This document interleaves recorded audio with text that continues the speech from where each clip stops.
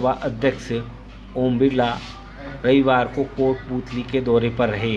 कोटपूतली में अखिल भारतीय जांगीड़ महासभा के शपथ ग्रहण समारोह में बिरला ने शिरकत की। बिरला दोपहर को हेलीकॉप्टर से कोटपूतली MBS कॉलेज ग्राउंड में पहुंचे और हेलीपैड से पनियाला मोड़ सभा स्थल पर सड़क मार्ग से गए। समारोह में जांगीड़ महासभा द्वारा ओम बिरला का जोरदार स्वागत किया गया।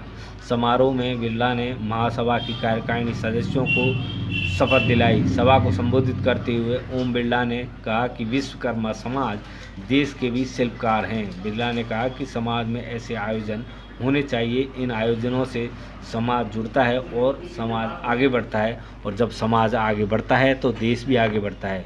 समाज की ओर से ओम बिरला को स्मृति चिन्ह भेंट किया गया। जांगीड़ महासभा के कार्यक्रम के बाद ओम बिरला वापस लौटते वक्त होटल तिरुपति में भाजपा की बैठक में भी शामिल हुए। भाजपा कार्यकर्ताओं को संबोधित करते हुए ओम बिरला ने कहा कि कार्यकर्ताओं के दम पर सफलता हासिल होती है। कार्यकर्ता रीढ़ की हड्डी होती हैं। उन्होंने कहा कि सदन में उत्पादकता की बढ़ोतरी हुई है।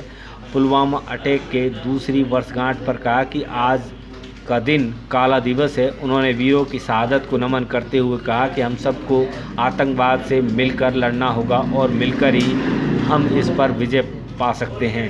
उन्होंने कार्यपालिका की जवाबदेहिता पर जोर देते हुए कहा कि सदन में जवाबदेहिता तय हो, जिससे सही तरीके से न्याय मिल सके। इसीलिए जनता की आकांक्षा और अपेक्षाओं को पूरा करना होगा तो लोकतंत्र के अंदर चुनी हुई संस्थाओं को मजबूत करना होगा, वहाँ चर्चा और संवाद हो, लोग अपनी अपेक्षाएं आशाएं वहाँ पर जनता की रखें और उस पर ठीक से जवाबदेही कार्यपालिका की तय करें, ताकि निष्पक्ष रूप से न्यायपूर्ण तरीके से कार्यपालिका काम कर सके, ताकि जनता को न्याय मिल सके। पुलवामा की घटना हम सबके मन को दुखी करती है। आतंकवाद समाप्त होना चाहिए।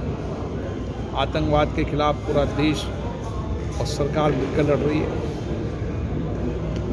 हम विश्व के अंदर जब संसदीय अध्यक्षों के सम्मेलन में जाते हैं, जब भी हम वह चर्चा करते हैं कि हमें एक देश से दूसरे देश में आतंकवाद को कैसे समाप्त करना चाहिए, इसके लिए चर्चा करना चाहिए और आतंकवाद को समाप्त करने के लिए पूरे विश्व को सामूहिक रूप से संकल्प भी लेना चाहिए, प्रयास भी करना चाहिए। और मुझे लगता है कि अगर ये प्रयास हुआ तो आने वाले समय में हम आतंकवाद को समाप्त कर पाएंगे।